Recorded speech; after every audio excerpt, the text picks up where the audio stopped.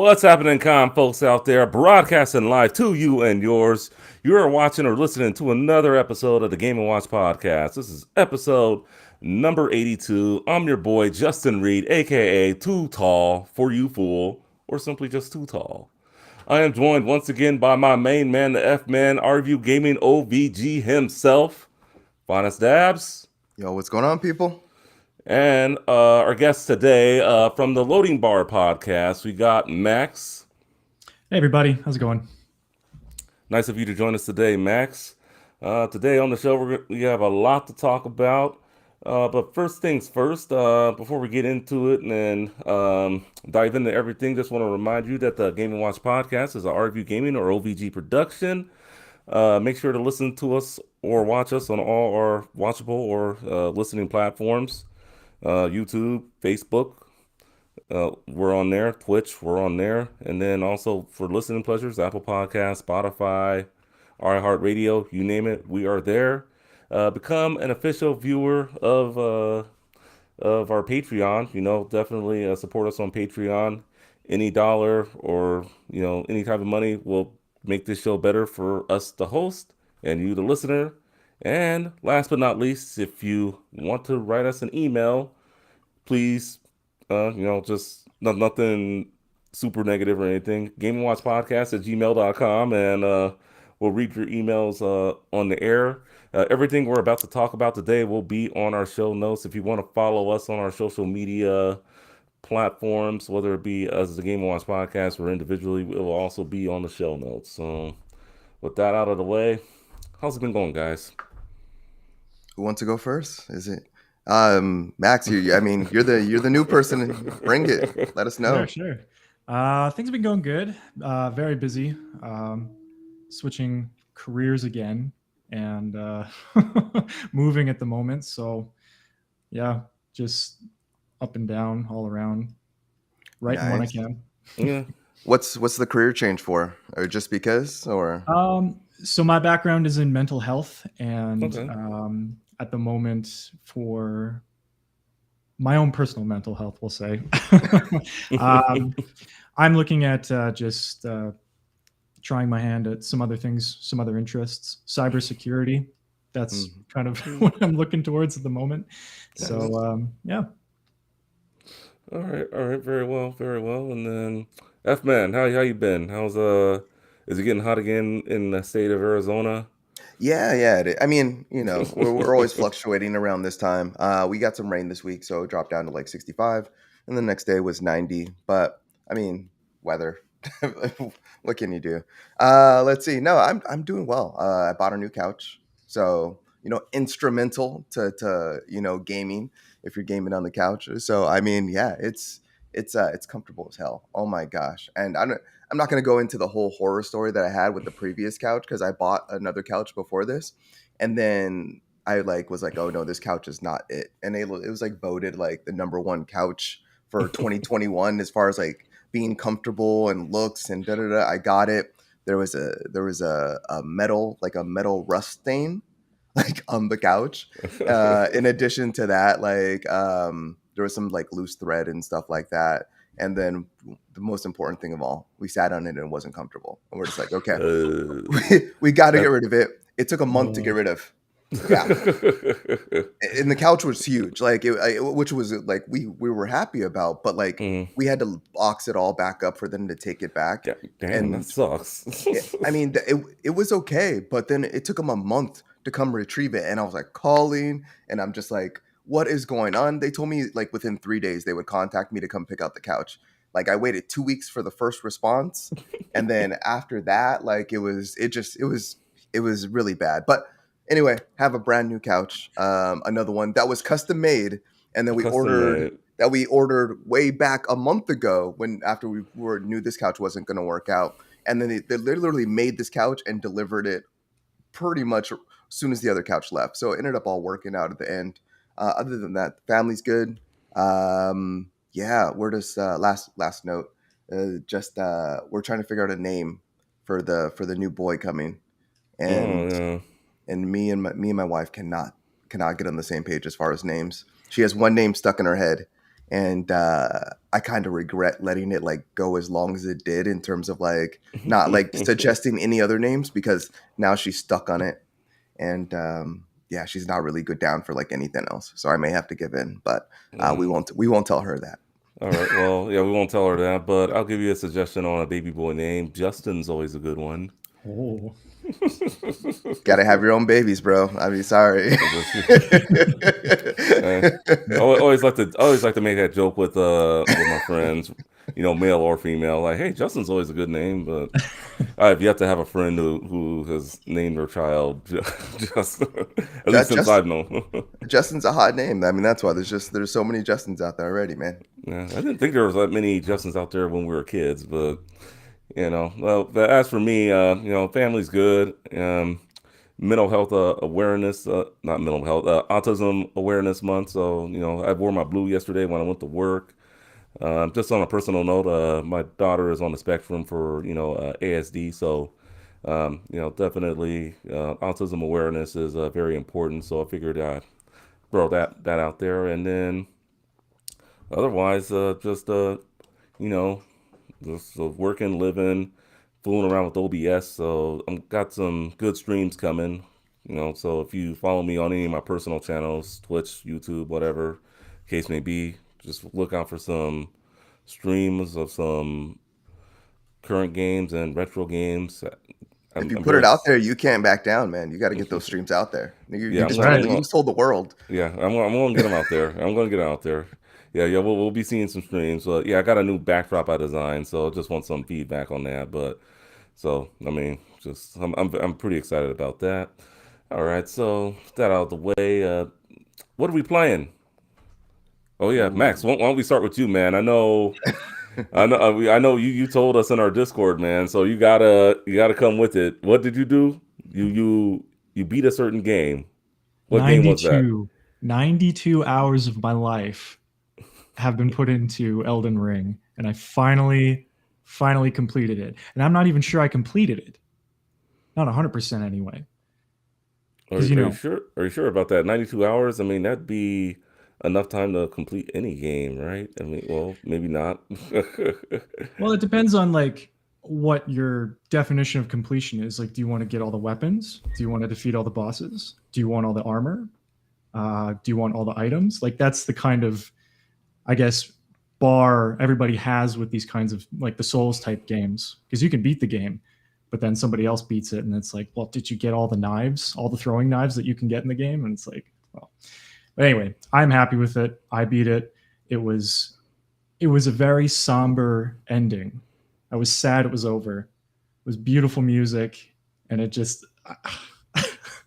in that final boss, it was just like some really um, like powerful sad music. It's like, Okay. this is great, this is epic, but this is the end. Thank you for hmm playing. And it was like, Did you man, shed a tear? I might have after 72 hours. I mean, not 92 hours. I'm sorry, Yeah, 92 hours. Yeah. playing a game that long, yeah, you have to have like some sentimental closing to it. I mean, my sentimental closing is that I haven't I haven't started my new game plus yet. I'm still, you're allowed to kind of go around still and like move around the map and like Mhm. try to get anything you missed if you want to, but I just don't want to let it go. I don't want to start over again. oh yeah, I know that Oh, feeling. I can you know. start from back from an old save or anything, and just like instead of like beating the boss, like maybe just like go back and just experience like what the rest of that world and what it has to offer? Unfortunately, no. There's no Oh, save states for the game. You can complete it, and then you go into New Game Plus, which you get all your items, all your stats, everything. You play through the game any way you want, except bosses are harder. sounds like Metroid Dread. Yeah, a little bit. Well, I mean, New Game Plus has been out there for a while. Yeah, I remember when that was like for like God of War. Like they have it for Spider-Man and they have it Mhm. for Horizon. So yeah, it's just yeah, like that's a tough one. I don't know a lot of people that really go through the game a second time. No, I wouldn't be able to. I couldn't do Metroid Dread a second time like that when they put out Yeah. hard mode. The game was already hard as it was, so Yeah, but with Elden Ring, well, like I think, well, most of these games, at least like with the ones I've played, like you continue with like all your stats and all your armor though, Mm, Mhm. so you get to experience the game like right off the bat from with like just like powered up and leveled up and just really able to like more or less dominate the field. But that's awesome. I'm so happy that you beat Elden Ring. That is encouraging because, like I said, I've been telling them for weeks, like I'm gonna jump into that game after I beat Horizon Zero Dawn. Mhm. same here. So yeah, but I'm about 50 hours in Horizon right now. I didn't get a lot of playtime this week, and so they're very much like that game is just like I know I'm probably gonna put 100 hours into this game, and then I'm gonna jump into Elden Ring and put somewhere around 100 hours also. So I'm a little scared of like the fatigue that might come from all that, but I'm also really really excited just seeing like just all the gameplay, just showering the internet. Yeah. I'm excited for you. I'm excited that you get to experience this totally fresh because I'll Okay. never get that again. Hmm. Yeah, I know for me, I'm still just on Assassin's Creed Brotherhood, and it's just fun. I mean, I've already played the game years ago. I'm just trucking my time, taking my time, just going through the memories, doing a bunch of special bonus stuff that I didn't do when I first played it. Because I think when I first played it, I just wanted to get through the game just to do the story. Now I'm just kind of taking my time, but once I do finish it, I'm definitely jumping into Elden Ring next. So I mean, that's my my spiel on what I've been playing. But I mean, compared to Assassin's Creed 2 and Assassin's Creed Brotherhood, at least those two games, I'm not going to get into Revelations. Assassin's Creed 2, I think, is more fun. That's why I think I like it a lot more. But I mean, Brotherhood, I will agree with Matt on this one. Brotherhood is a better game. Just quality of life changes, that sort of thing. You can different attacks. You can actually use assassins to kill your targets and stuff like that. So, I mean that kind of just makes it a whole lot better in terms of that. So, it kind of like the whole the Donkey Kong Country 2 effect. Donkey Kong Country, one of my favorite of the whole trilogy, but Donkey Kong Country 2 was the better game. So, I mean, just I think it kind of works like that with a lot of these. Just like the first one you play is just a lot. You just have more fun with, even though the second one is better. If that makes sense. Yeah. So I Did mean, you did you ever pick up Gran Turismo uh, Tutel? no, I did not. Okay, I was just curious about that. Okay. No, no, I didn't. I was going to, but once I saw what was going on with it, yeah, I had to back off. No. And then I'm sorry, I'm kind of jumping back and forth. How far would you say you're in Assassin's Creed?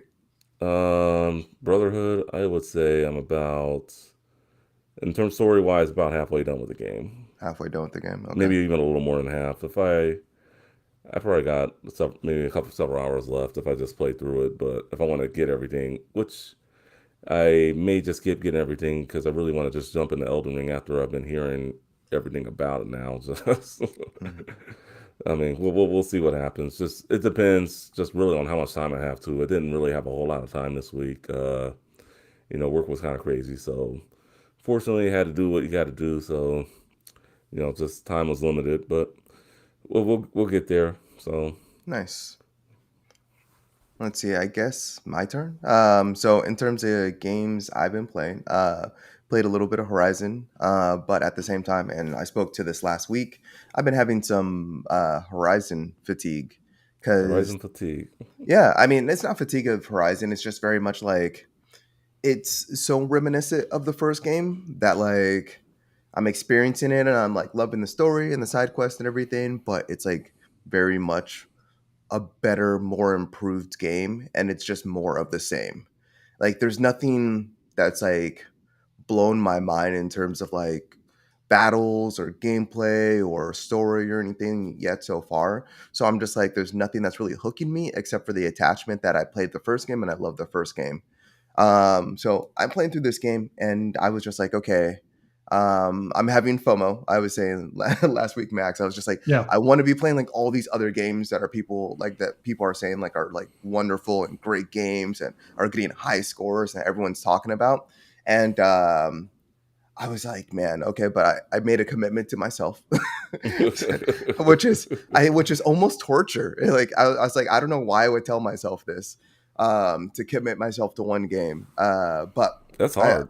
yeah, it is very hard, especially at this like time of the season, this time of the year where there hasn't been like I really feel like there hasn't been a year in the like early months where it's been like this packed. No Um, way. No. yeah. No, not at I know all. exactly how you feel because this during like the pandemic, like all Hmm. I would do was pick up games because stuff was just coming out and I was just buying Yeah. things. Hmm. I play like 10, 20 minutes and then I'd be like, all right, when's the next one? Or like, and I would come back to it later, not as interested. Yeah. You need to have like those breaks in between sometimes because you get caught up in this current of I need to be on top of what's coming out next. Yep. And until Elden Ring, it was bad. I'm Elden Ring has been my savior for that because it's the only game I've wanted to play. Yeah. Okay. No, and I totally get that. That's how like I mean, I was like similar to Destiny. It was like there was nothing else I wanted to play. Like there was all these games coming out, and I was doing the same thing. I was picking up games, but um, yeah, I was just like, this is my go-to. Like this is my comfort food. Mm. But in terms of games that I'm playing right now, I did take a break. I was like, okay, I'm gonna go ahead and pause this, and I'm actually playing a game that I did the for our other channel, our view gaming trailers. I picked up a game. Well, I can't say picked up. It's on Game Pass, called Young Souls, and I've Yeah, been I saw just that. yeah, I just been playing this game on Game Pass a little bit. I'm not like super far in. I'm on chapter 4, probably like a couple hours in, but like it's kind of bad because like I did a on the RView gaming trailers, like I did like a little synopsis based on the trailer, like what I felt the game was, and it's just like so different than what I was. Like essentially, it's a brawler. It's like a Castle Crasher start type of brawler where you're very much like you're very much side scrolling, just beat 'em up, and you have some of those RPG elements where like you're like leveling up your character. You're able to, if you have co-op in the game also, so there's up to 2 players, or you can, if you're playing one player, you can switch out your character to do like power attacks and stuff like that. And it's very much like a flash game. It just seems very much like a flash game, and it almost reminds me of something that's like was like made in dreams. Hmm. The PlayStation game, just because it, it's just like it's so indie, and that's not like a negative or a derogatory term whatsoever. I No, not absolutely at all. actually I love it, just at like how kind of janky it is, like in the movement and in the gameplay, and it's not like this like huge triple A, like just like finely tuned like graphical display.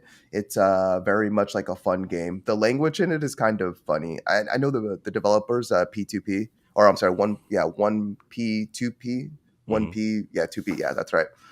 They're developers in France, and just like the translations that come in the game are just like not they're kind of like a little bit, I feel like a little bit off, just because like the language they use is just kind of weird. They'll be like, "Fuck this! I'm not doing this." But do you want to do this? Right? I don't know. It's really hard to explain. You just have to play the game and try it out. But that's all from me. I go play the game if you haven't had a chance to play. It's free on Yeah, Game Pass. yeah, Yeah, I'll that's really definitely check it good. out. It looks real fun. I'll definitely check it out on Game Pass or wherever I can. All right, so definitely thanks for sharing the games that we've been playing this week. So next up, the gaming news callouts. And we will start with some subscription services. Looks like they're all updated for the month of April. We'll go ahead and jump into Xbox Games Pass. As well, not so much Games Pass, games for with gold for April. And we got 4 games. Looks like they are Another Site, Hue, Outpost, Kaluki X, and then MX versus ATV Alive. Another Site is available right now until the 30th for $29.99. Hue available starting April 16th to May 15th for $14.99. Outpost Kaluki X is available now to the 15th, only $9.99. And then MX versus ATV Alive will be available starting April 16th through the 30th. Any of these games that people should, check out? I mean, some of these games are kind of old. MX versus ATV Alive, I know, is a bit of an older title. And any insights on these titles? I'm not I an would. Xbox guy. Oh, sorry. Oh no, go for it. I'm not an Xbox guy. I'm a PlayStation, Nintendo Switch owner. But kind of looking at the trailer for these four games, I would absolutely play three of them. I think Another Sight looks like great puzzle platforming fun with a cat. Hmm. um, I think Hugh looks like the best, like in my opinion, out of all of them. You okay? It's got really cool. I like the idea of like puzzle platforming where you change color to change the environment. Um, and then I'd play the motorsports game for sure because I Yeah, think I used to own MX. it. Yeah, MX versus ATV Alive looks pretty fun. I definitely give that one a go. And Hugh looks very interesting also. And I'd give Another Site a shot. What about you, F? Yeah, no, I'm right there with you guys. In terms of like games, like yeah, these games are relatively pretty old. Probably not the best games. I mean, if you have gold, just go pay the extra $5 and get Ultimate. Game. Yeah. But Hue looks really cool. It reminds me of Guacamelee, in terms of like when he would like switch between worlds Hmm. in order to do those puzzle aspects of the game. And then also it reminds me of Limbo in terms of just that very silhouette type of vibe and Mhm. that platforming aspect. So yeah, I'd be interested in that one. I think that could be a lot of fun. Yeah, these other games are, I'm sure they're good games too. They just don't really speak to me. Yeah. Yeah. Fair enough. And also with Microsoft, they have announced that they are going to be coming out with a family plan for their Games Pass. That's got to be exciting, right? If you live in a household full of people, you can definitely save on Xbox Games Pass. What are your thoughts on that? Uh, so we just talking to both of us? Okay, so Yeah. I guess I'll just take it away. So I No mean, worries. it's reportedly that they're coming Yeah. out with the family plan. I don't think it's confirmed, but Yeah. this is sources are saying That's what that. sources are saying. Yeah, that's what sources are saying. So I mean, yeah, I guess if you have like, I don't know, if you I guess if you have like multiple, like that many family members that you need to like trade off it, you don't want to alter your account personally. I guess that's fine. I don't think it's really necessary. If anything, like I just don't. I mean, we don't know how much they could be charging for this, but I just see it as another way to capitalize on what people are kind of already doing and sharing their Game Pass accounts. Hmm. And it's just a way for Microsoft to make more money. But that's me personally. That's just me being skeptical. But I guess time will tell. Yeah, only time will tell. Max, you got any thoughts on that? I think it. I would definitely buy into something like this. Probably not with my family, but like let's say you have a group of friends and you all play together online. It'd be pretty cool to like just kind of cycle out who pays for each month, and then everybody kind of cycles through having Game Pass all on the family plan. Assuming you all still stay friends too. Yeah, That's my yeah, optimistic side. So. yeah. It would suck if you weren't friends no more. Then Mm. someone will be getting kicked to the curb. All right, let's move on to what Nintendo has for the month of April, and well, I mean, it's not really just for April, but they've updated their NES and Super NES with three more titles. Finally, it's about time that we get some more of the two original, what's the base Nintendo Switch Online service, which we'll talk a little bit more about that service in a moment. But we got three games: Earthworm Jim 2 for the Super NES, Dig Dug 2 for the NES, and Mappy Land for the NES. At least they came out with a game that people have heard of. Earthworm Jim Finance. You remember that? You remember that back in Yeah, the day? yeah. I used to love some Earthworm Jim. Yeah. That was that was just very much a game that I don't know the art style. It was very much supposed to be like a comedic game also. Yeah. The Which cartoon show was funny. Yeah, and that's the thing. Like people don't realize, like even though Earthworm Jim like isn't relevant anymore whatsoever. It was a pretty hot game for back in the day, and yeah, I used to watch the cartoon, and I didn't have a Sega Genesis, which was so disappointing. But I always did want to play like the game more. Like I got to play it at my friend's house, and yeah, it was a fun platforming. I mean, like you got to use the gym, you got to use himself as a whip.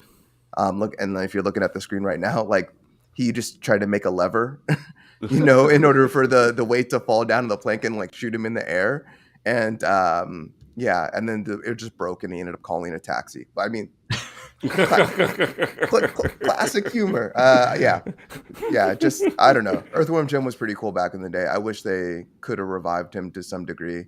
Yeah. He was Yeah, popular on the N64 also. I'm not sure if Mhm. he was on the PlayStation. I'm not too. Would you would know? Yeah, that PS1. Did he have a Earthworm Jim on PlayStation or not? No. no. Yeah, so it was just really the N64 and SNES and Sega Genesis, I guess. But I mean, and then the other two games, they look better than the past releases, at least for the NES. That mouse game, Mappy Land looks all right. Looks like a pretty fun puzzle game platformer type of thing. Running away from cats. Then Dig Dug. I really haven't heard too much about that one, but I mean they look interesting, and I mean I would give them a go as a retro gamer myself, but it's better than some of the other. They look better than some of the other titles that they've put out in the past. Oh, and I apologize real quickly. Earthworm Jim did come to the PlayStation. He Okay, came it out did. in '95, so he came out Wow. Oh, pre me owning my PlayStation. okay, okay. Yeah. Yeah, I know there was Earthworm Jim 64, so Hmm. and I think that was like the last we ever heard from him after that release. But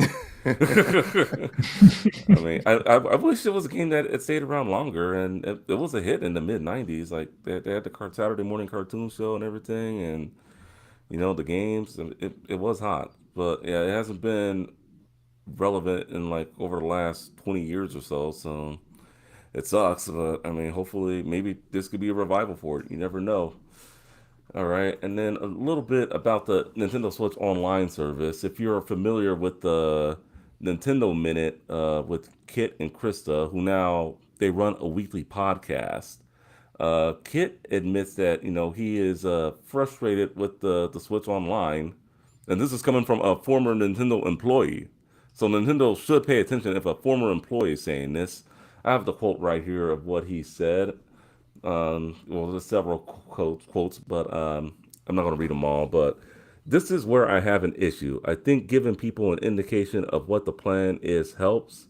Like, how often am I going to be getting these? I think the initial NES and Super Nintendo games, those were awesome groups of games, but then everything after that has been kind of bad for the most part, and it became very inconsistent.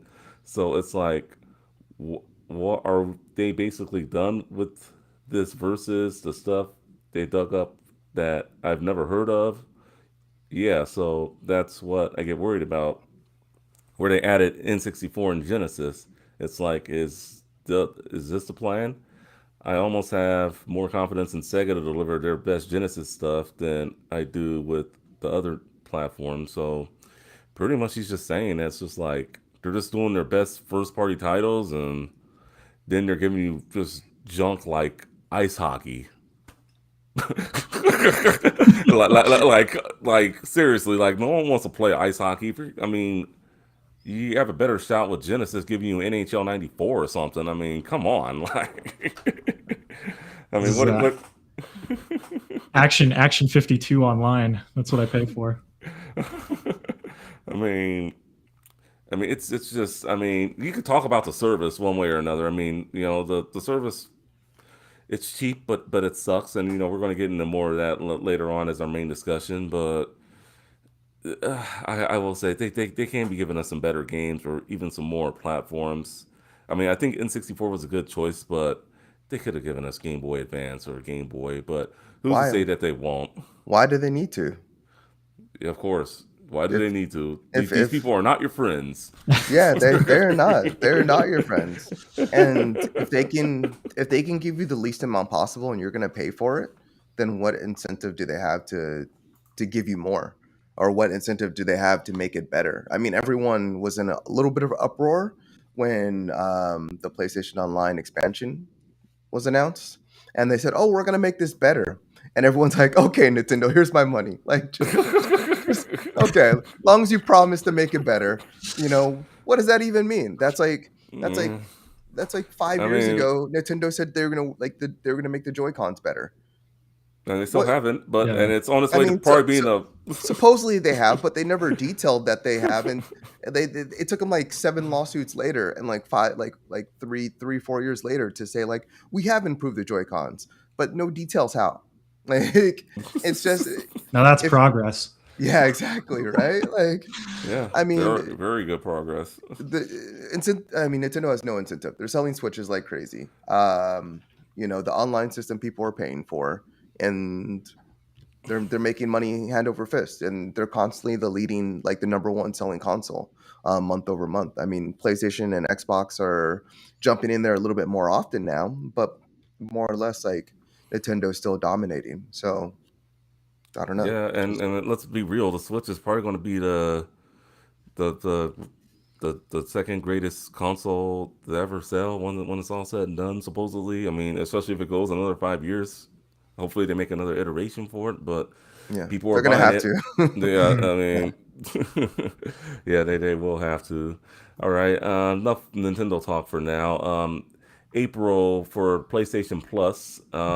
We'll just talk about these titles for now. We'll get into Sony's big news later on in the show. But what they got going on this month is for the PS5 and PS4, Hood Outlaws and Legends. For the PS4, SpongeBob SquarePants Battle for Bikini Bottom Rehydrated. And also for the PS4, Slay the Spire. Um, I'm not gonna lie to you, I've not heard of any of these games. All I can tell you about SpongeBob is I'm not the biggest fan. I'm surprised he's still relevant with Nickelodeon these days. I mean, I think I was like middle school or high school when that show first came out, and for it to go this long, yeah, it's kind of knocking on the Simpsons door. So, but I mean, otherwise, I mean yeah, Hood Outlaws and Legends actually looks pretty good. Looking at this trailer here. So I mean, I still pay for PlayStation Plus, so I'll definitely get at least that game downloaded on into my library and play it when I run out of another million games to play. How Mhm. about you guys, Max? Um, so SpongeBob is a definite for me. Okay. Nice. um, just because I had this game for the original Xbox and I loved it. It's an amazing platformer. Um, Definitely going to get it for free for the PlayStation Plus, absolutely. And then I'm kind of thinking I'd try out Slay the Spire. A lot of good things I've heard about that one. It seems to be like a dungeon crawler card game, Hmm. as far as I know. And then unfortunately, yeah, Hood Outlaws not really my thing. Doesn't really interest me all that much. Looks like bank robbing almost, but like obviously Yeah, it's like castles. Robin Hood. Yeah. Yeah. Hmm.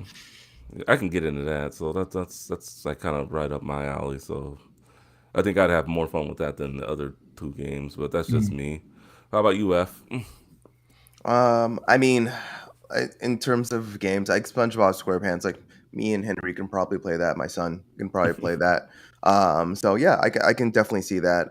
Actually, I think that game might be on Game Pass. Um, You actually, can no, double check. I think I'm 100% sure it's on Game Pass. I think I've already played it. So I don't think I'll be needing to pick that up. But yeah, Hood. I remember when that came out. That came out just last year, and the fact that and it Do didn't very really well. do Hmm. very Mhm. well. Like I heard it's an okay game. Um, didn't hear very good things about it though. In the most part, Slay the Spire though, yeah, is a roguelike card builder game, which came out to excellent reviews.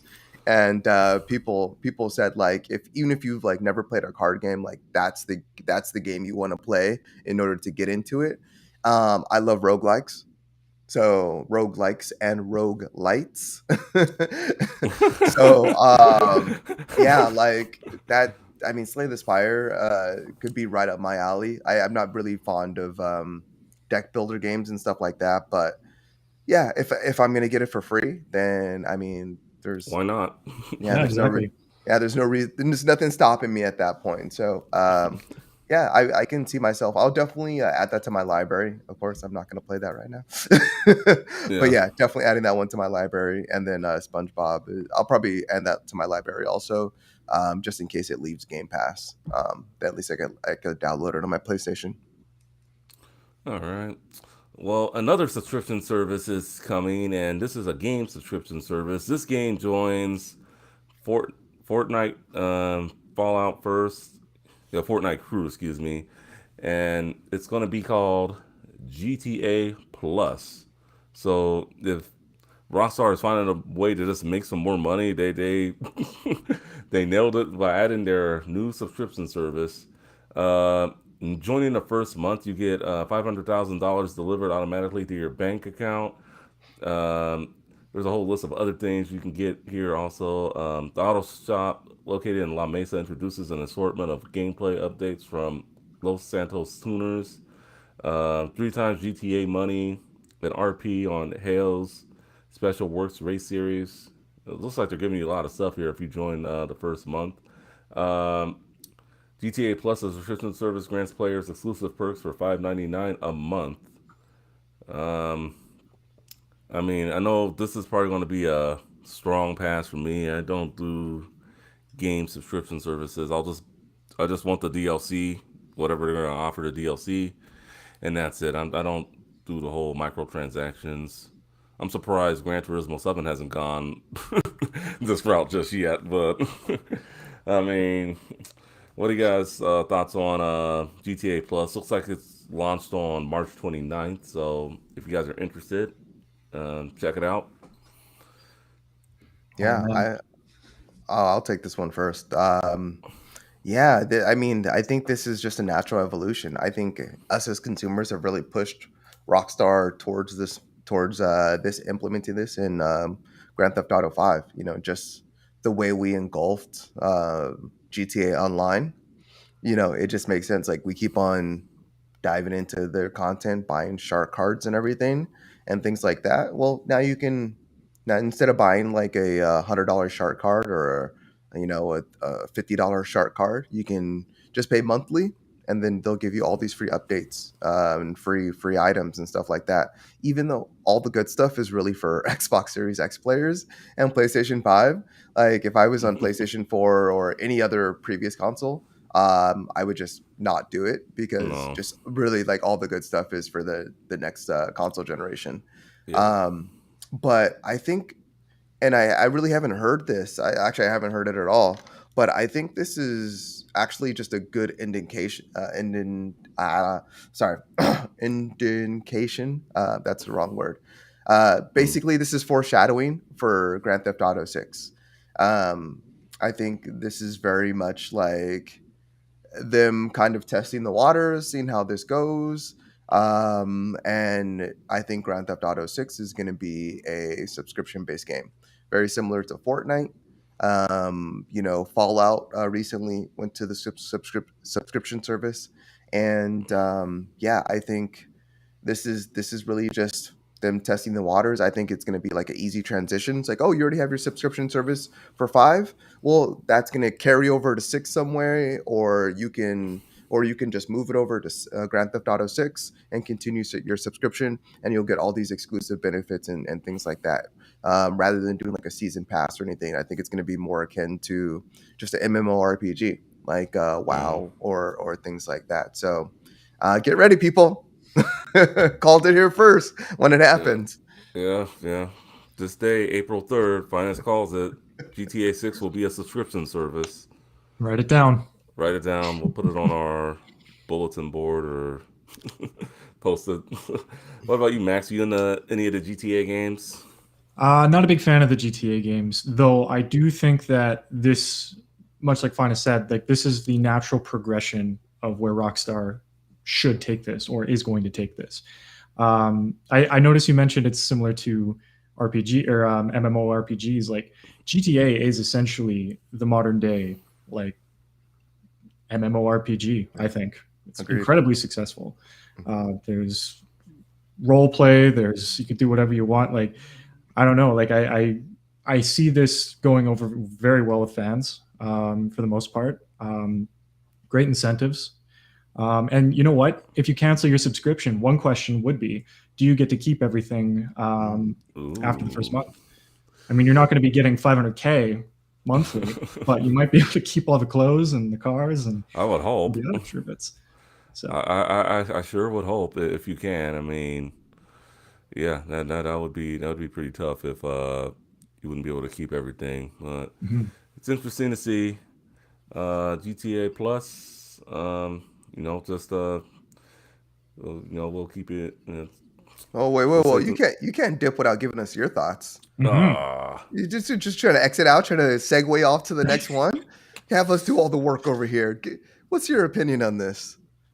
uh, Rockstar is great money makers. They know what they're doing, and it's definitely a cash grab. It's just another subscription service. It's the future. It's something I don't want to see, but it's happening. We'll probably start seeing it with more games in the not maybe not the coming months, but the coming years. So I mean, just get ready for it. I mean, a big series that you guys love. You'll probably be paying for it monthly. Like I wouldn't be surprised to say Call of Duty went this route. Or just like anything else like of that caliber. So, You but I know? mean, Oh no, I'm sorry. Keep on going. it's good for Rockstar. They know what they're doing. I mean, fans, or want them to do it, but they're kind of like in the same category as Nintendo. They don't have any incentive because they're making tons of money off this game that came out in what 2013 for the PS3 and the Xbox 360. What were you gonna say, God. Finest? Oh, I was just gonna say, shoot, I think I forgot my thought. Um, oh, I was gonna say, I wouldn't be surprised if we saw like a tie-in with Game Pass or PlayStation Plus. I know Oh, yeah, PlayStation, the new play. I know we're gonna talk about that later, but I know PlayStation has already had like exclusive offers with GTA 5, so I could very much see that relationship continuing on. And very much continuing to GTA 6, where you get a couple more perks or you get time exclusive perks. And then I can very much see that, possibly like blending into Game Pass also. But that's only if PlayStation or Xbox wants to pony up that money and pay Rockstar to have it. But I could see that happening too. Maybe not like the first year or right off the bat, but maybe a little bit down the line. Do you ever get the sense that we're going to be old guys shaking our fists at these kids and their subscription services? yes. I'm already that guy. Like I am so, just because we did so much to abolish like cable services and all these Yeah. services where like we paid like these large sums of money to like and we basically were like, okay, I'm gonna pay, like we're gonna like basically like companies started like getting smart. They're like, well, if we just like let people pick what they're gonna give them, that gives them the choice. And now, like with so many companies and so many people doing subscription services, the choices are being very much like torn apart in terms of like, okay, this is not all going to be a Netflix. This is not all going to be here or there or the NFL package or whatever. Like it's not going to It's all be in one subscription service. it's ridiculous. So Like, you have to like, in order to get what you like, you have to be able to, or not be able to, but you have to pick up like 5 6 services to really get the things that you want. And you're like, it's almost to the point where it's like, okay, like now with my PlayStation Plus and now with my Xbox Game Pass and now with my Netflix and my Hulu and my just like all these different services, it's like I'm almost paying a cable bill all over again. Now yeah, the only good part about it is I can leave and come back when I want to. and I think that's going to be like the main factor. Actually, but PlayStation I don't think is allowing that. PlayStation, Mm-mm. like, if you do the annually, it's or if you do the monthly, it's like the price. Oh, Yeah, it I know goes up. we're gonna get into this later, Yeah, so I yeah, won't yeah, dive into it now. yeah, But yeah, yeah, yeah, yeah. um, Start shaking our Yeah. fists now. Yeah. I'm already shaking. Wait, Yeah, wait, I'm wait, already wait, that wait. guy. Yeah, just hold off. Ease off, ease off, ease off. All right, let's get into another story. Let's talk some more of this Microsoft Activision Blizzard stuff. And looks like even though this was going to be reviewed by the Federal Trade Commission or FTC, um, four U.S. senators want them to definitely investigate because they have failed to protect the rights and dignity of their workers. These senators being Elizabeth Warren, Bernie Sanders, Sheldon Whitehouse, and Cory Booker. Um, Here's a quote here. Workers at Activision Blizzard, following years of rampant sexual misconduct and discrimination and unfair labor practices, have led calls for greater transparency and accountability in the gaming industry, and we are deeply concerned that this acquisition could further disenfranchise these workers and prevent their voices from being heard. With I mean, I forget what the status is on that union that the group of workers at Activision were trying to do, but I do feel that they should dive deeper into it, not just the numbers and all that stuff, but just just from a union standpoint, are Well, these workers? let me jump in real quick because Mm, Microsoft has already officially said that they won't block any unionization efforts. okay, So like they're good to go. Like all they need to do is really decide if they want to move forward with it. Um, and that's just going to fall on the workers.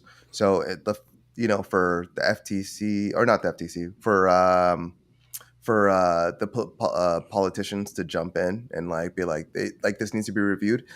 If this was the case, like no company would be able to buy each other out or merge or acquire each other, because at this point, like it's every company. Every company has some type of history, some type of dark past, some type of sexual misconduct, unfair business practices, or mistreatment of employees. At this point, um, you know, so I mean, the fact that they're getting involved into this, like I don't know. It seems like something else is really like leading that charge. I don't really feel like they really give two shits about the people within these companies or so forth. But yeah, You think it potentially could be an image thing? perhaps. it definitely could be. I don't want to. I'm not going to dive into this too much more because I don't want to dive into politics. But Yeah. No, of course. yeah. But yeah, but I mean, for me, it's just I think they do got to dive deeper into it if they really want to see just what's going on at these companies.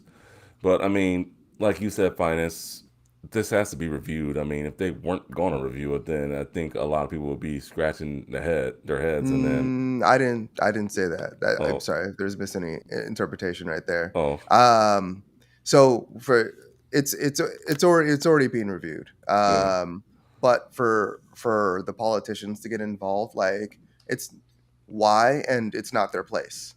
And then for them to push for it is biased. Like it's not their job, and it's not their place to review this, and it's the FTC's and the other departments. But the the way this merger is set up, it's a fair, square merger that doesn't need to be reviewed. Um, just if you're talking about like in terms of like what calls for review, the types of companies that merge, dependent on what they're looking to in order to like what they're looking to do, and the different types of divisions that merge. By that basis, this doesn't have to be reviewed, and the fact that like politicians are calling for it to be reviewed, that people are pushing for it, is just unfair biased in terms of companies. Yeah, maybe it may not be best for the industries and so forth, but Microsoft is these things were happening in Activision Blizzard prior to Microsoft acquisition. Microsoft has history of it in the past, but has progressively gotten better throughout the years based on what we've heard from the companies and developers within these companies. So Microsoft purchasing this company would only essentially give the opportunity to Microsoft to improve the company's culture and work practices, and then the politicians want to stop it. Like, I'm getting angry. I'm getting angry. I'm just gonna All right, you're I'm getting gonna drink my angry. water. Yeah, well, if you're getting angry, that's not a good thing. You don't want to make Finance angry. We Mm. will move on. We'll move on to some news that might make him angry. Well, he doesn't own a Switch, so it may not make him that angry, but The Nintendo pisses me off too.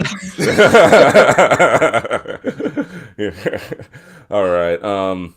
So if you're a Zelda fan, uh, the Nope. Breath of the Wild 2 sequel delayed. A delay alert. We got to get like a delay alert or something. But we all see this coming. This was going to get delayed. This doesn't even have a title yet. They're just keep calling it the sequel to Breath of the Wild. But yeah, it's getting delayed, and maybe this year it might win the award at the Game Awards since Elden Ring finally came out. So I guess they put out a video saying that. Well, they put out a quote here. We previously announced that we are aiming for a 2022 release for this game. However, we have decided to extend our development time a bit and change the release date to spring 2023. For those of you who have been looking forward to release this year, we apologize. So, and this is a game that's been announced since what E3 2019 to the looks of it. And I mean, I know there are probably some mad Zelda fans out there, and I mean, don't you want a game that's working great instead of something that's coming out broken? That's what I will always say. I mean, I know delays suck, but that's the realistically, that's how you got to look at it. Anything you What, want sorry, 100%. I think delaying anything for the purposes of polishing up, especially a series like Zelda that people love. People grind their teeth in their sleep about it. Like they love Zelda. Wouldn't you want that to be the best it can possibly be? Like, No, I want it rushed, and I want it to be like Cyberpunk 2077 when that came out.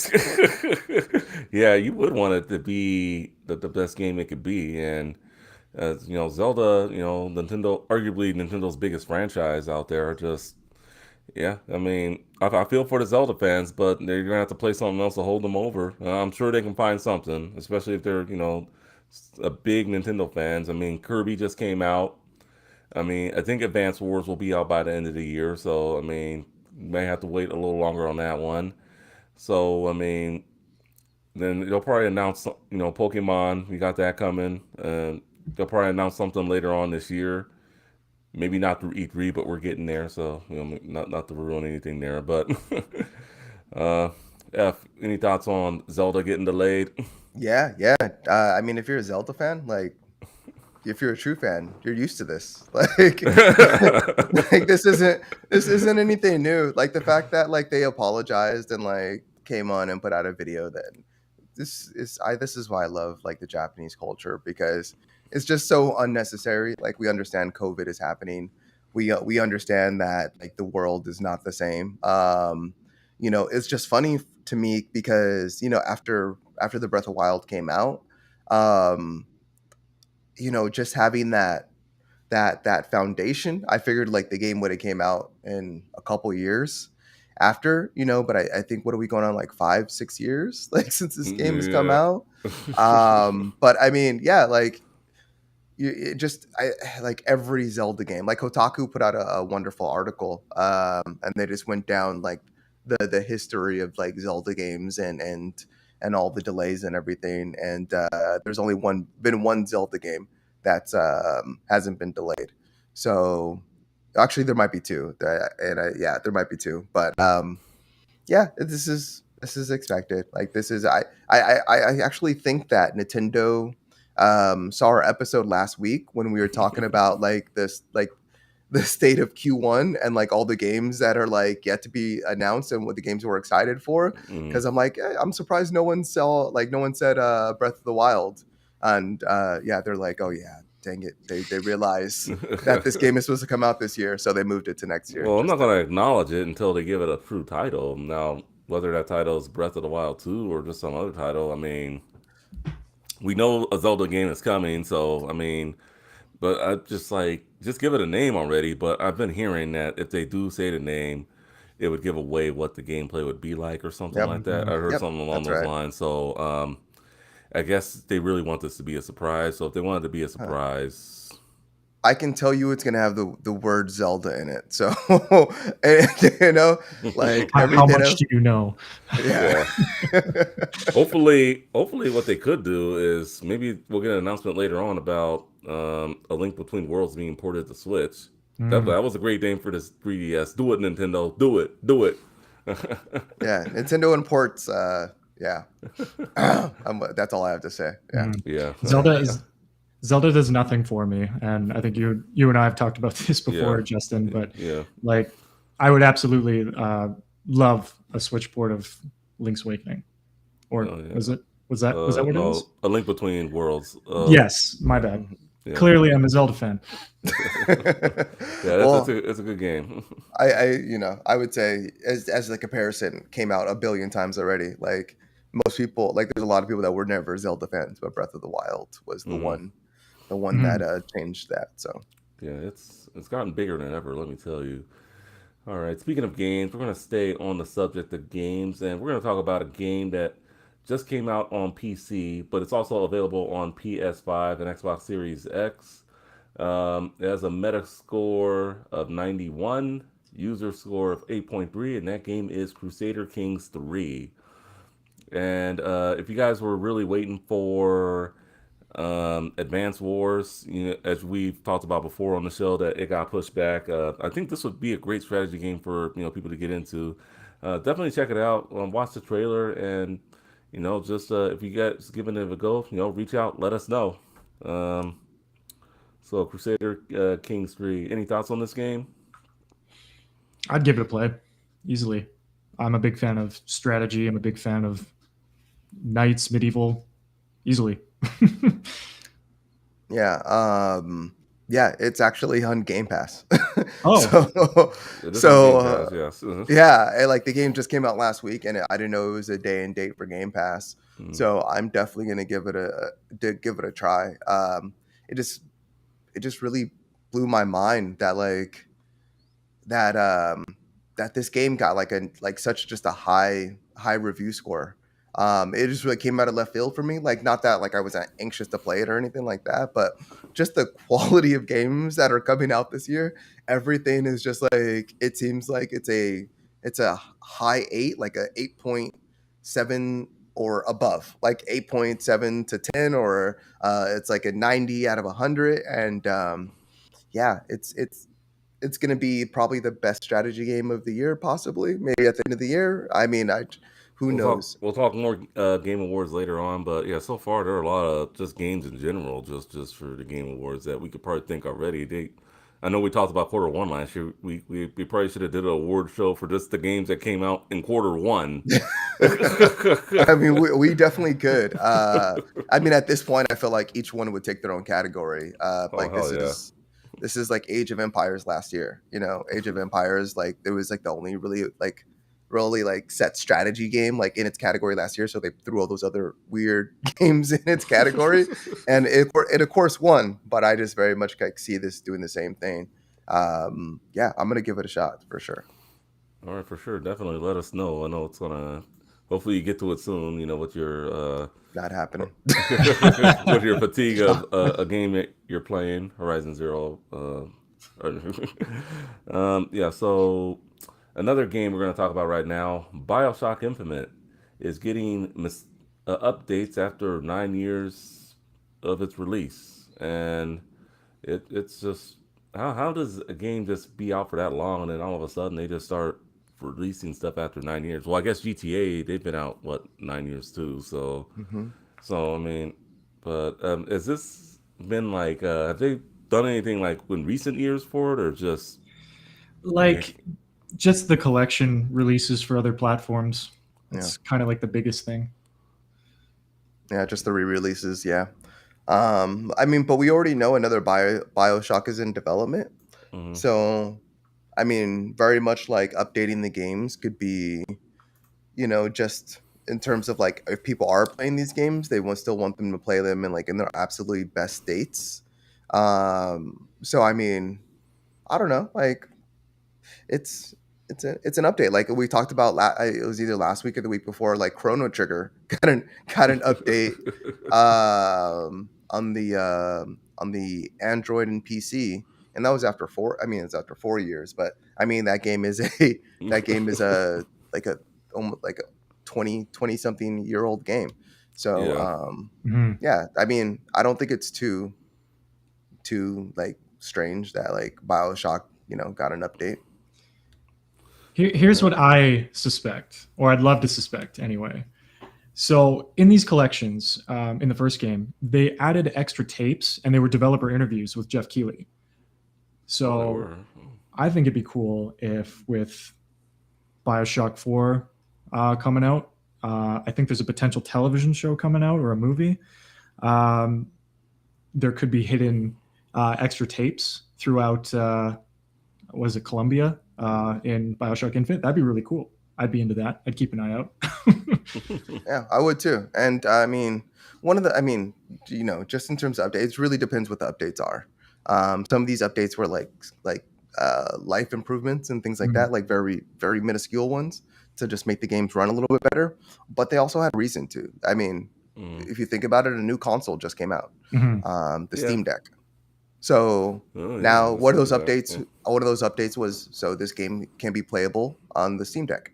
So if you're already optimizing the game and for a handheld console, like you very much want to make improvements to the game. And if you're going to make it for just the Steam Deck, you might as well improve it across the board. Mhm. Mm, fair enough. Yeah, that definitely. And then another game we're gonna get into right now, Apex Legends. Everyone's, I guess, the Fortnite for grown-ups. I guess I don't know, but Fortnite for man, Sure. we just lost some listeners with that one. That's good. Yeah, That's Oh, good. I don't think you should say that one. I'll take Yeah, that you're back. lucky. You're lucky Mark's not on here. Oh my Oh gosh. yeah, yeah, yeah. Get well soon, Mark. All right. But yeah, yeah. Apex Legends. Uh, they are releasing the Warriors Collection event, which is going on, and they are finally moving their game to the new generations of consoles, the PS5 and the Xbox Series X or S. So if you want to play on the higher edition of consoles, you don't gotta do the backwards compatibility no more. You should be able to play, you know, in great 4K resolution on your new consoles if you guys play Apex Legends. So this is a good announcement for Apex Legends fans. Um, any thoughts, Max? oh, love it. I'm, Mm-hmm. I'm an adult who loves Apex Legends. Mm-hmm. No, I love this game. I love the support for it. Any sort of updates, anything like that, totally. Not a big fan of skins. I'm not somebody who kind of hops on those season passes or anything. But man, keep making Apex better and better, and I'll keep coming back. Like when I don't know what to play, I just jump in. You literally just jump in. It's beautiful. It's your comfort game. One of Yeah, them. One of them. yeah, One one of them. of That wasn't a believable. Yeah, that's like, yeah, them. like, but Yeah, if yeah. there's something to play right now, I'll put it on. But Yeah, that kind of really defeated my praise, didn't it? um, Oh, yeah, no, I think that, I mean, we're going to see this with a lot of games, especially live service games. But I mean, Apex being the number two, I don't know if it's still number two. I mean, it was at one point the number two, like live service game, like behind Fortnite. Yeah, it was to be expected. I'm actually surprised it took this long. They knew Series X and PlayStation was going to be out for a while now, but yeah. all right, and with that being said, with that last story, we are done with the gaming news call outs. Now we move on to our main discussions, and we start with something that was inevitable, at least for this year, and who knows if it'll be inevitable for years to come. But we're going to deep dive and we will talk about it. We will discuss. First news first, E3 2022 canceled. the digital version of the show that they're going to do too is also canceled. So no E3 this year, and they didn't do one in 2020. So 2021 was just digital. They were going to do digital this year, but it's canceled. And I'll just put in my 2 cents on what I think of this before I let you guys speak. I really hope that E3 does come back in some form or another, whether it be in person again. I mean, people are saying that, but it hasn't been confirmed.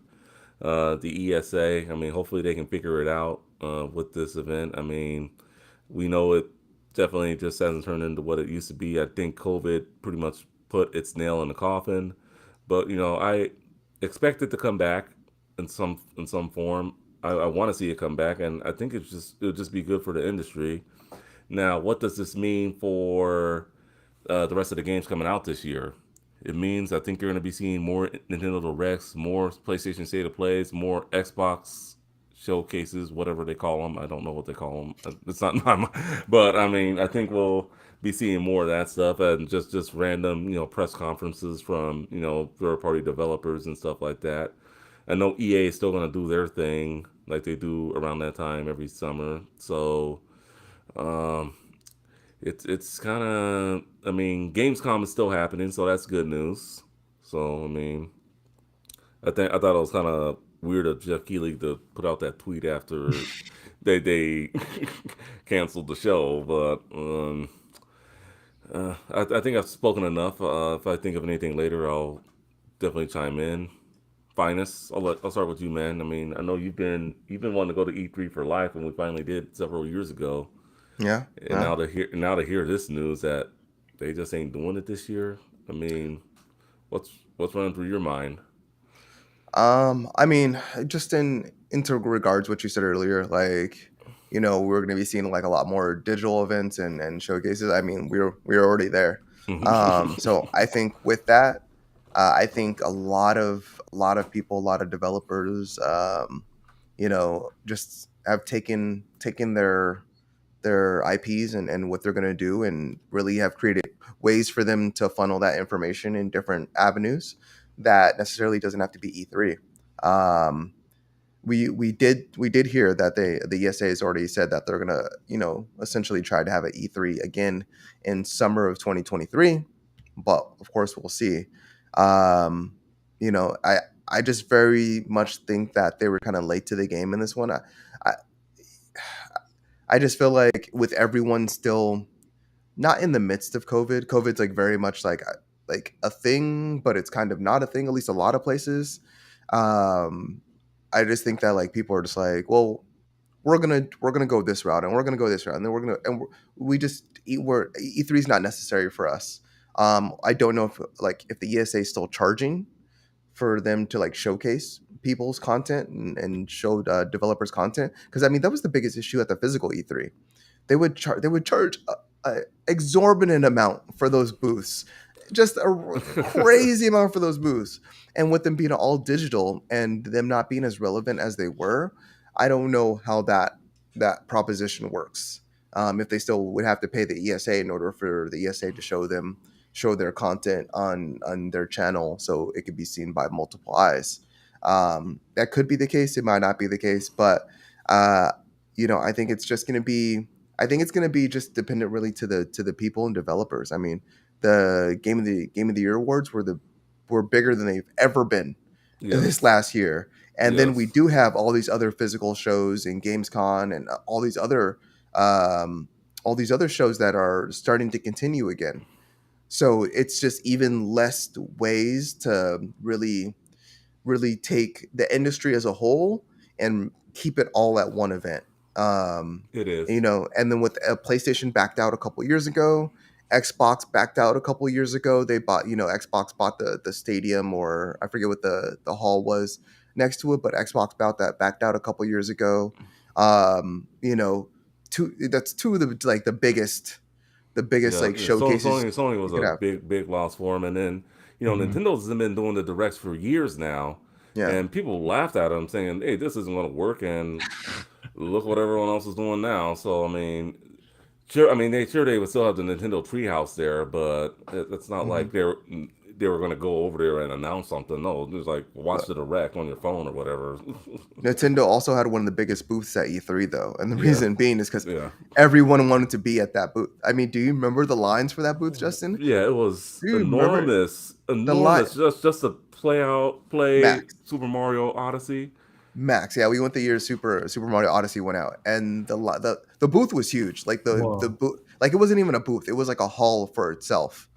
And so, like you're talking about, like maybe like what felt like half a football field was dedicated to Nintendo, and then you had I think the quote for the line was like 3 hours, but I think it was like It more about like was 5 hours, and then they had like maybe like 40 stations, and you just couldn't get into the booth unless you wanted to Wow. spend half a day there. or try cutting people, but no, No, you couldn't cut anyone. that wasn't Yeah, happening. But yeah, it's just Jeez. it was a very fun experience. I mean, for the gamers out there, if you haven't been to that or just any gaming convention or expo in general, I'd recommend going because they are fun. You know, regardless of if it's anime, retro gaming, a lot of fun events in a town near you happen. So definitely check them out. But I mean, with E3 though, I mean, it is the granddaddy of them all. It was very fun. I enjoyed myself, but I will say it was a lot of people, a lot of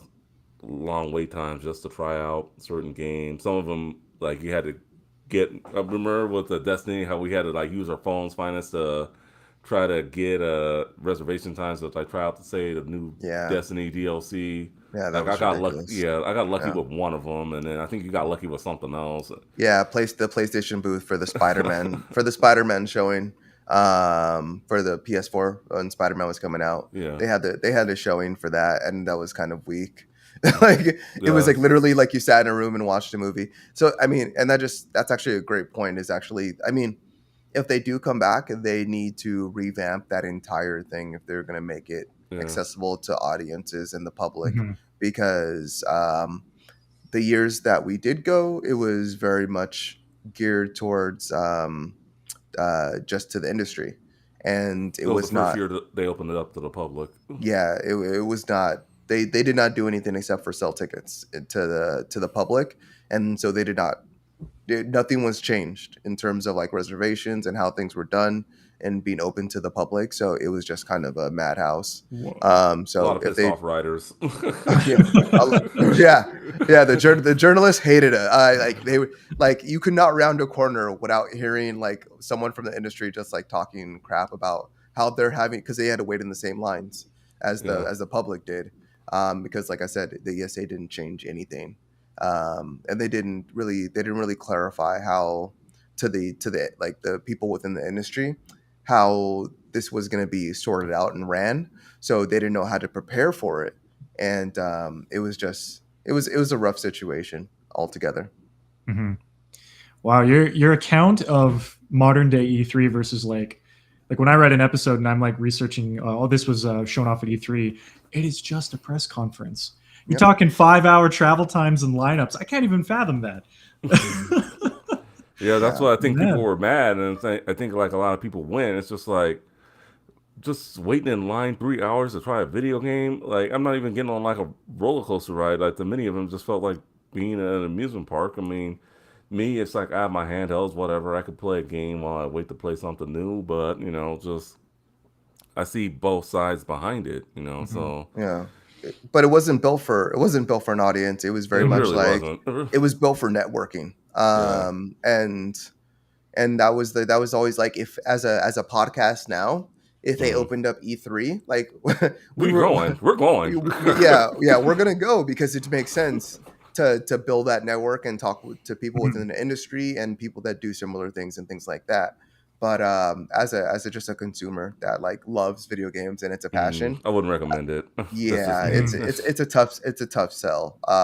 Even though it's like something you always look forward to growing up, there's plenty of different ways to really lend yourself to that and really enjoy that experience of gaming that Mhm. are much more suited unless the ESA revamps E3, and I hope they do, and I uh, hope it comes back in 2023 and it is a show stopping event like it used to be, and you know they alleviate the lines or they create more like they lower the prices for developers and people to come in to have their booths. They open up more to indie games, and Indie games will be a big one. yeah, indie games would be huge because indie games were far and few in between there. Hmm. And by doing that, they give everyone the opportunity to maybe not wait in line for that massive like AAA game and really experience like all different parts of E3 and Mhm. gaming. Yeah, build those connections, and in terms of consumers, like just learning about new IPs that maybe they didn't know about and would enjoy versus yeah, before they went to E3. All right. With that being said, Max, I gotta ask: have you Yeah. been to like any gaming conventions on your side of town or anything? Um, Not really gaming conventions. Like over here in Canada, we have kind of like a cavalcade of like popular culture, like Fan Expo. We have that's a big one. We have Calgary Expo here in Alberta, Edmonton Expo, and it's a mishmash of comics, gaming, anime, card games, but nothing like devoted specifically to gaming per se.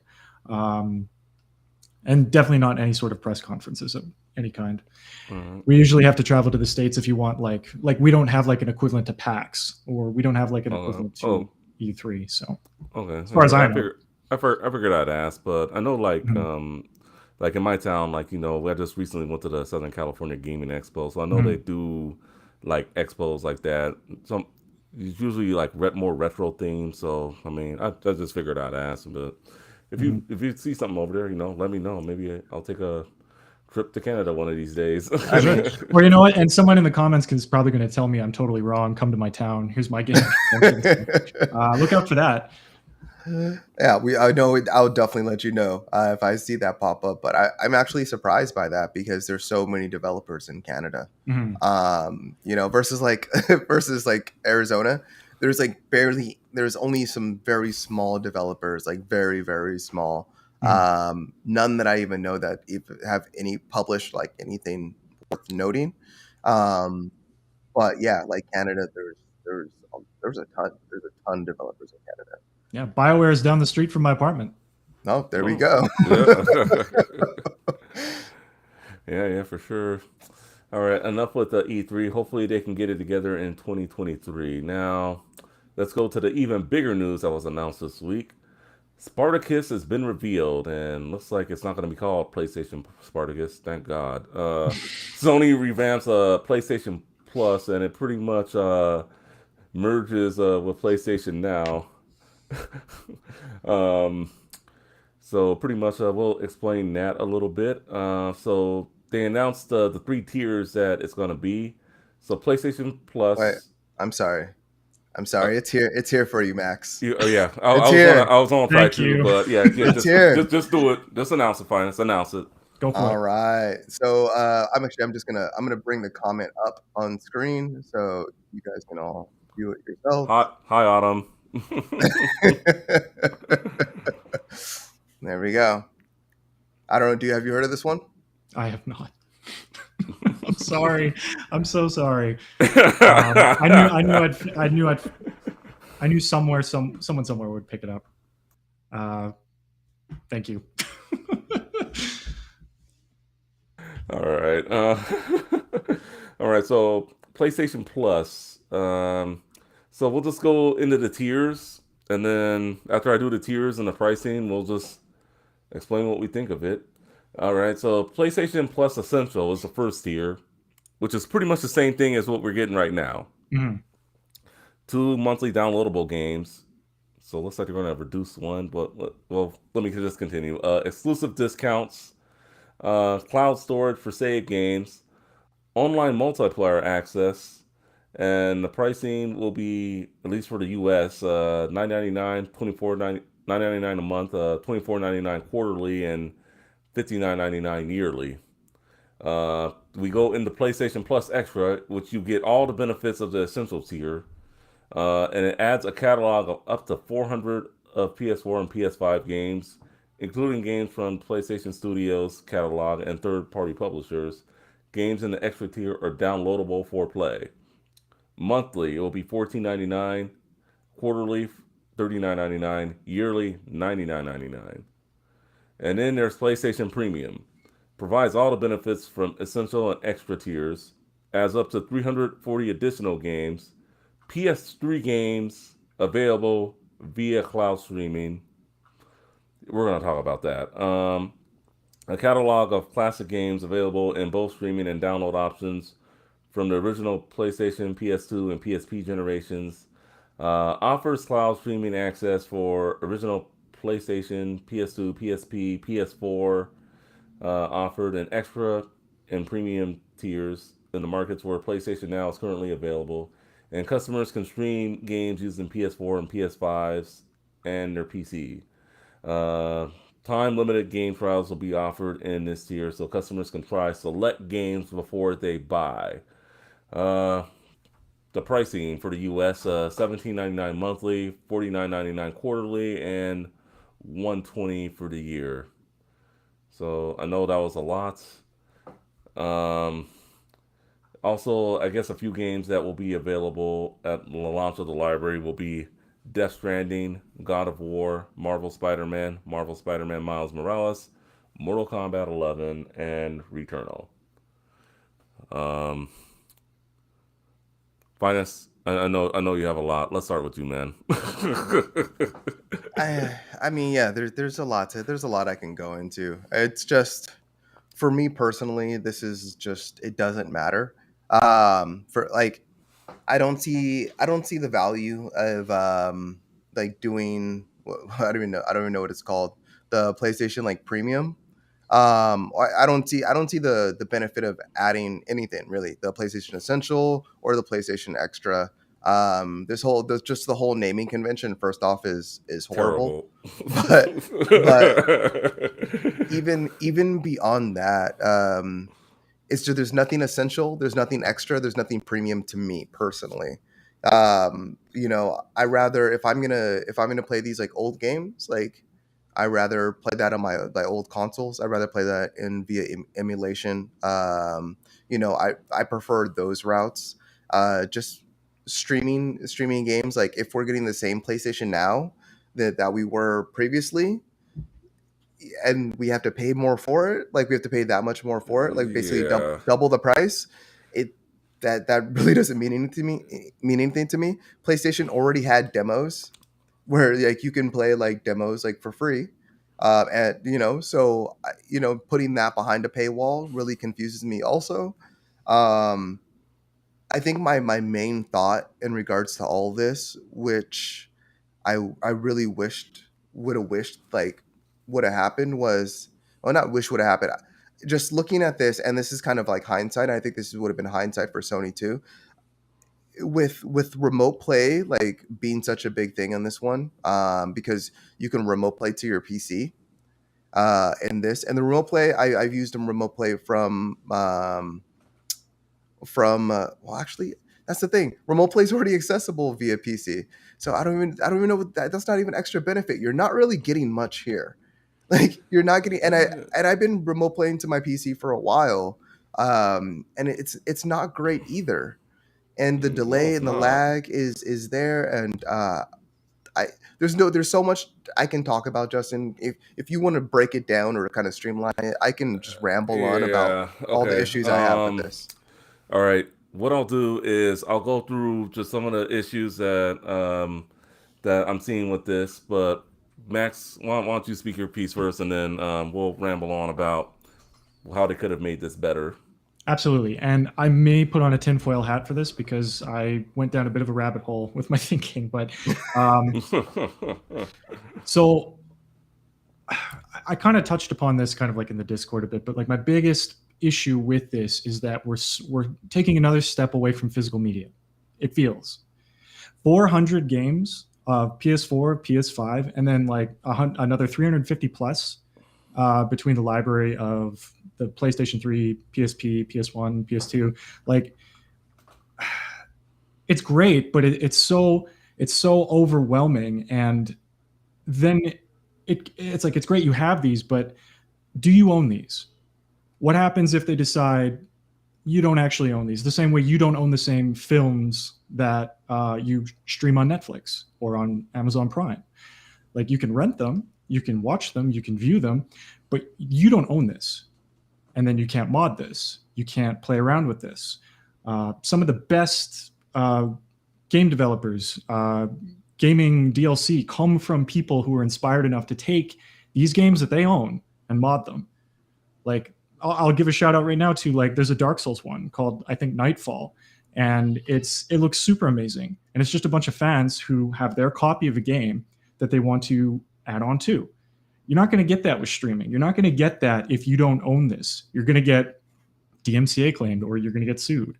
Like, anyway, that's my rabbit hole. And then as a consumer, just looking at this, I agree. Like, there is nothing here for me. Like, I'm fine with my current subscription service. It's totally fine.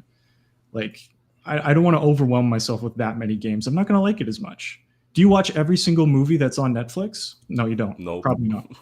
No one does. Yeah. No one can. Yeah. I mean, unless you're a big movie buff, that'd be all you're Right. doing. But Yeah. then what So happens if that's with games? And then, like, yeah. you don't like games as much anymore because everything's at your fingertips. Well, I mean, yeah, you do have a good point there. All right, so I'm Tinfoil hat gonna. on. I know for me, I mean, just I'm just looking at the essentials, so I guess I'll just stay there.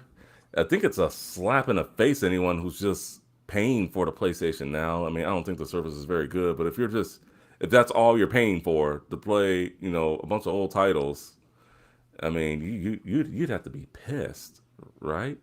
Because they're essentially just raising the price on you to pay what, like 17.99 a month or 120 yearly just to do that.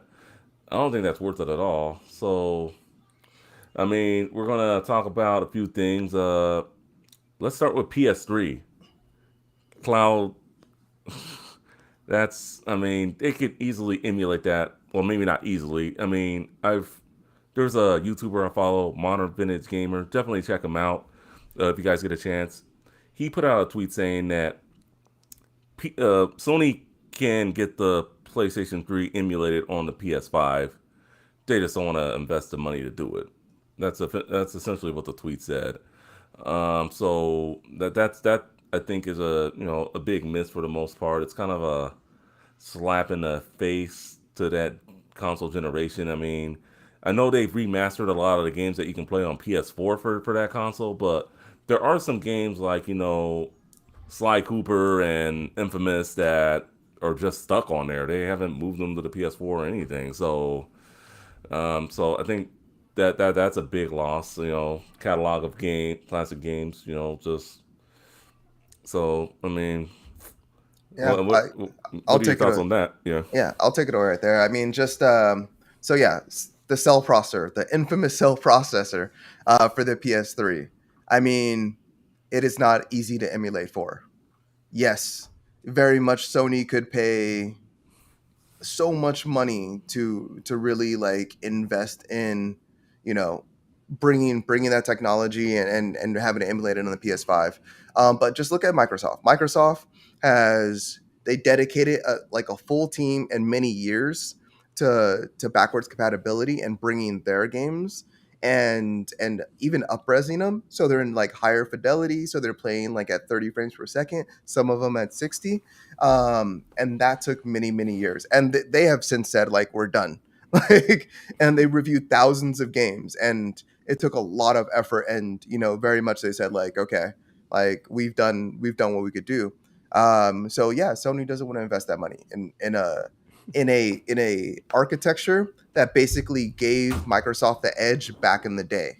Like, people did not want to develop for the PS3 because it was so difficult, because they were essentially like, here goes a new technology, we want you to learn it, and develop for it. And it was more difficult than anything else, even though there was the potential of higher and greater graphical fidelity. So yeah, I totally understand that PlayStation is very much doing cloud streaming with this, and I think that's fine. I honestly, I have like just thinking back to PS3 and just those games, like there's a lot of good games. Like there's a lot of great games, but realistically, how many people? And this is also goes back to the PS3 because Hmm. how many people are going to play those games realistically? Like a couple thousand, Yeah. maybe 10,000, maybe 50,000 in a community that just in a community that's millions. That's Yeah. like 100 million plus. I mean, I see why they wanted to, break down the store, just last year, along with the Yeah, Vita. I mean, Mhm. it just makes sense. Like, yeah, it would have been a great thing, but even if that, like, even if they did make it download, like they did make PS3 games downloadable, so you're not cloud streaming it. Okay, like, would that have been enough for as a? Can you guys hear me? Yeah, we can hear you. Yep. Okay. You're good. Okay, so my mic went out for real quick. I'm gonna just finish this point and then I have to leave and come back. But would that have been enough for most people to upgrade to the higher tier service? Like realistically, Personally, like no. you as a gamer, anyone watching, like would that have been enough for people to move up to the next tier? For me personally, I know as a gamer it would not have regardless. No. So me Definitely not. focusing on it and being like mad at Sony, shaking my fist, you know, it doesn't matter. Like it's not that it's not enough altogether. And I'm gonna go ahead and leave and come back so I can get my mic going again. But I'll be All right right. back. All right, no Sounds good. worries. So yeah, this new PlayStation Plus is no Xbox Games Pass killer like many people were thinking it was going to be. If anything, it's more similar to what the Nintendo Switch Online service is Oh, kind of like. absolutely. At least the Nintendo Switch Online service is cheaper, and I mean they give you crap, so it's like, I mean, at least you know what you're going to get with them, That's but. true. They give you five good titles and then they drip feed you just like Yeah, yeah. So I ice mean, hockey. yeah. I mean, $50 a year for that, and then it's just like you see like 120 for like seriously, like Mhm. I mean, it's just like I'm a little like maybe they could have did better. I mean, if I would have just rather just have them leave it the way it is personally, just leave PlayStation Now alone. I mean, I know the service has gotten better, but I'm just not sold on streaming my games like that from a service. Nope. Just no. I mean, it's just the technology, in my opinion, just hasn't gotten there yet.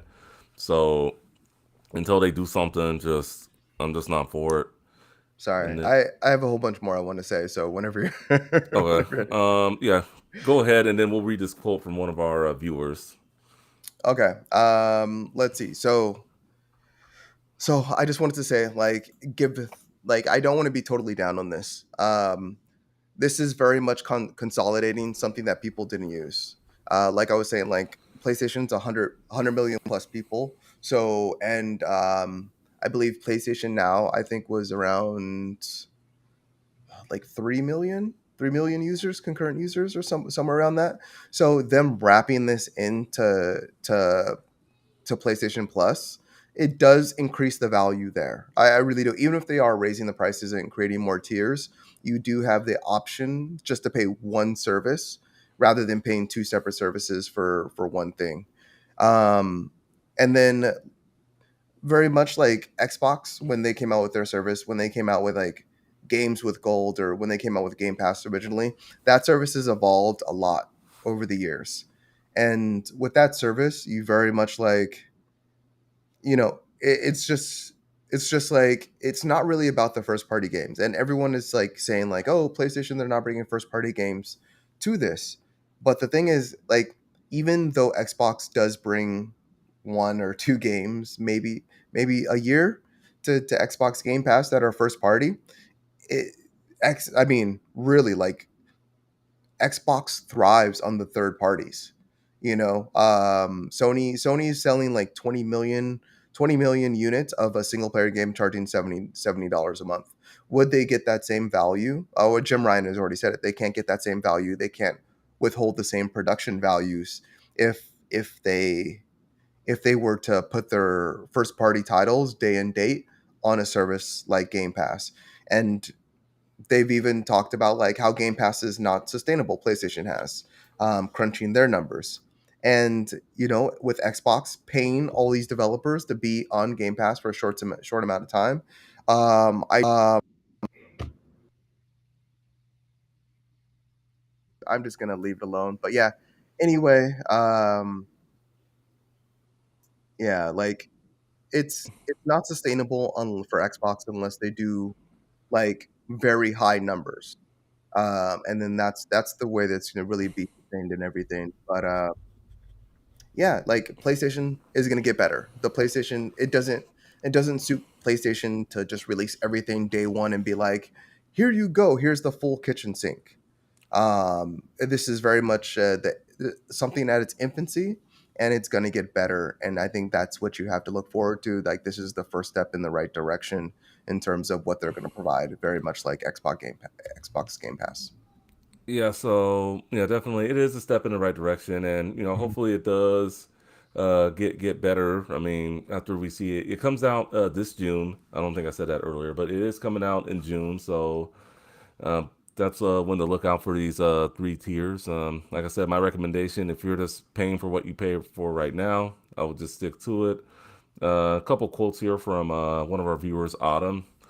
Um, she thinks that they are steering away users from physical game disc and pushing them towards an all digital platform, so that going forward, future consoles would be all digital only. So uh, I guess I can make a case there. I mean, yeah.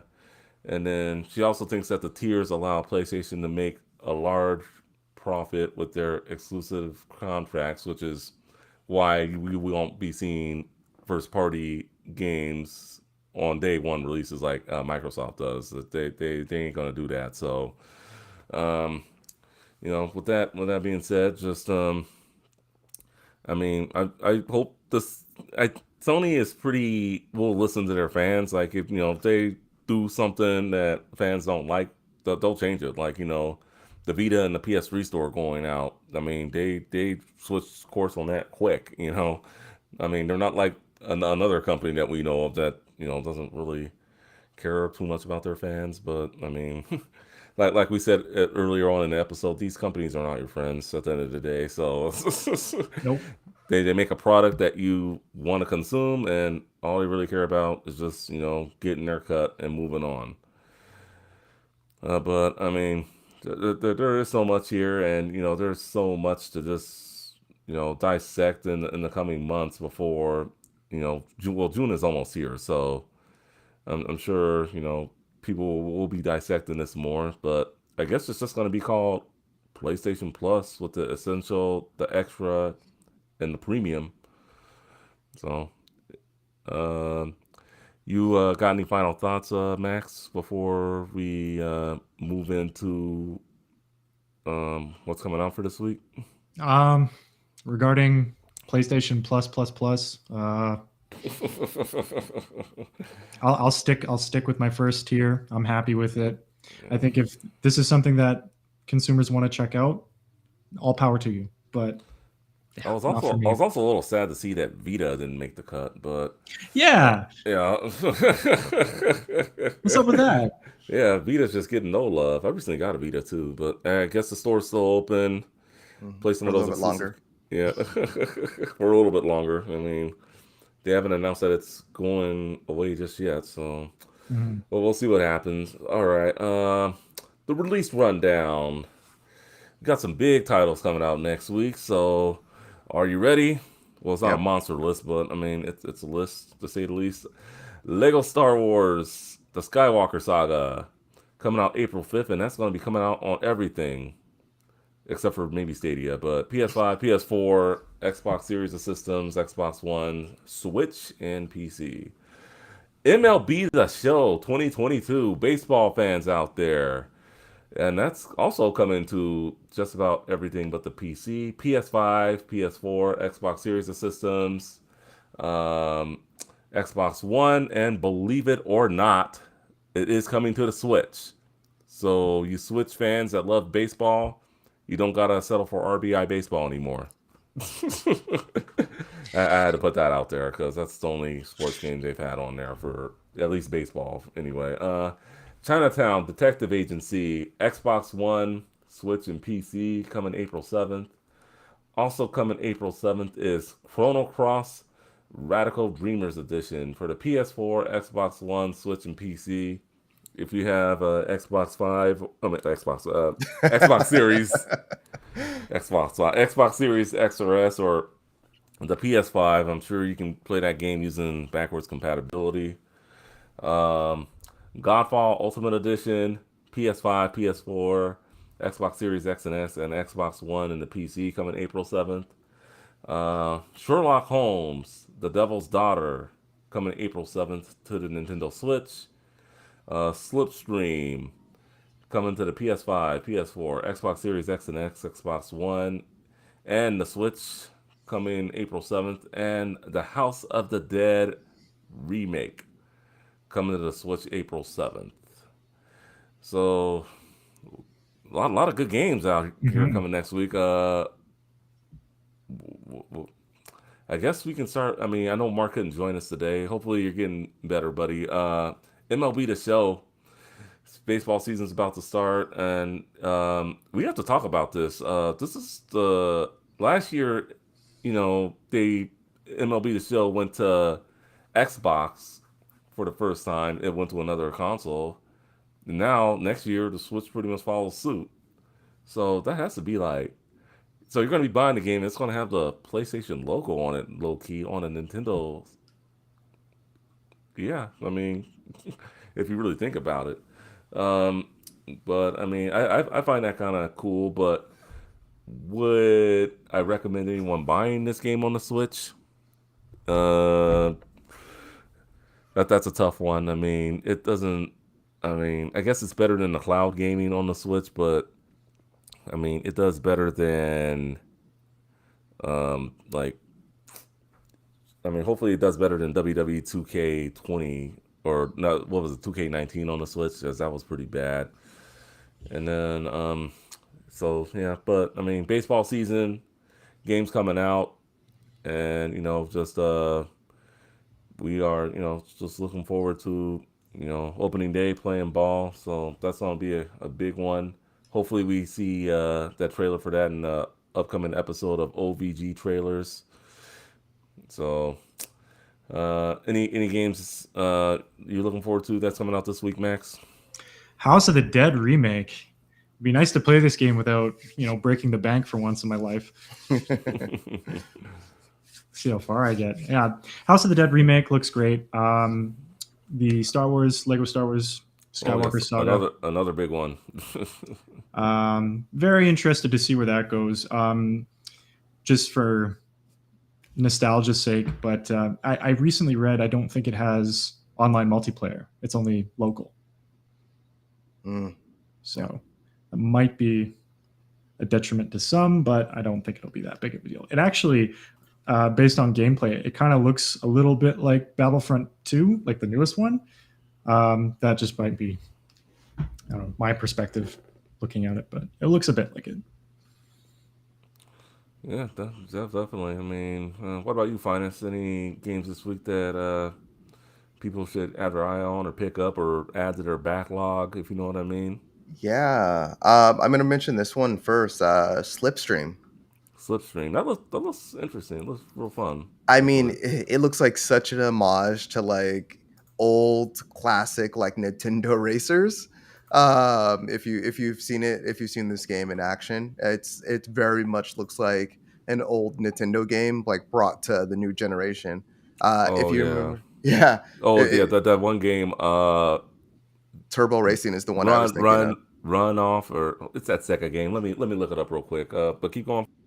Oh yeah, no, I was just thinking Turbo Racing was like the game that like it really reminds me back of it reminds me of back on the NES. Um, so yeah, that one looks really fun. I hope it like if it is like those older games, like it just controls a little bit better and has those like kind of like quality of life improvements, maybe checkpoints or something. No, Because Outrun. That uh, that's the Sega game I'm thinking of. Outrun. okay, I'm gonna have to check that out after. Yeah. But yeah, very much Slipstream is one that I'm like curious about, just because it does look so retro, yeah, and it's a new game. Other than that, Chrono Cross, big time Chrono Cross. Even though I'm sad that this isn't the Chrono Trigger brought to the new generation of consoles, Yeah, Chrono Cross was just such an excellent RPG. Just yeah, and it's one of those things like we've been talking about this kind of all episode, but just video game preservation. This game isn't accessible anywhere. Mm. Unless you have an old console. And I'm sure you can emulate it or it has been emulated places, but like even it's not accessible on any of mine. Mm. But I'm sure I could download it.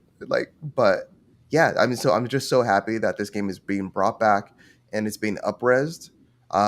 So you have a better experience. Like I enjoyed Final Fantasy VII so much when when they brought it to like iPad and then they brought it to like the new consoles, and I can like do like the speed throughs and I can do unlimited limit breaks and just like power through the game and just like kind of like have fun with it. I enjoyed it so much more. Like, and back in the day I enjoyed it, but then like just playing like an old game, that has like some of those like aspects that are kind of rough around the edges, brought to a new generation with like those improvements is great.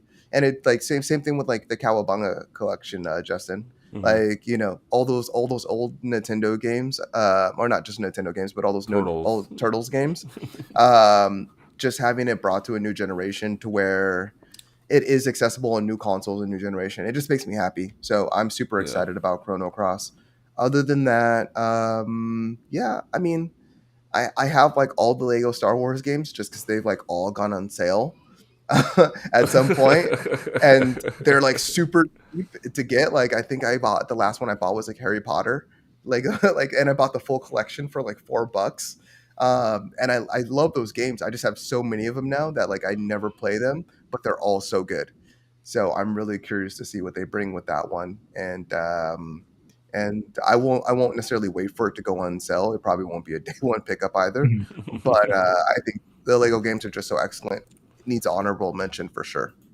Yeah, I mean, I don't think any of these games that are coming out this week are going to be day one pickups for me, but definitely, I'll keep my eye out on the show when that goes on sale, and then Slipstream also, like Finance was saying, looks really good, and I'd probably pick up Chrono Cross, just for collection purposes. I don't think I'd have time to really dip into it right now, but I mean, it's definitely good to see that that game is being revitalized, and a lot of fans out there would be very happy about it. Now let's see what they could do with Chrono Trigger. One day. One One day. day, one day. I was surprised they didn't even put Chrono Trigger on the SNES Classic. It's just weird. Yeah. All right, Yeah. all right. Any final thoughts before we close this episode, guys? Final Mm, thoughts on anything? Anything I missed? Anything we should have talked about that we didn't? yeah, I'm No. sure there is, but Well, we'll probably talk about it next week. yeah, we'll talk about it next week. All right. So definitely, Max, once again, thank you for joining us on this episode of the Game and Watch podcast. Hopefully you come Of back course. and, Thank you for having me. Like, yeah, so you've been great, man. We really appreciate it. And for Max, for Finest, Review Gaming OVG, this is Justin, aka Too Tall for You Fool, saying thank you for watching or listening to episode 82 of the Game and Watch podcast. Tune in next week for another great episode and follow us on social media. Check out the show notes. We will see you all later. Thank you. Peace, y'all. bye.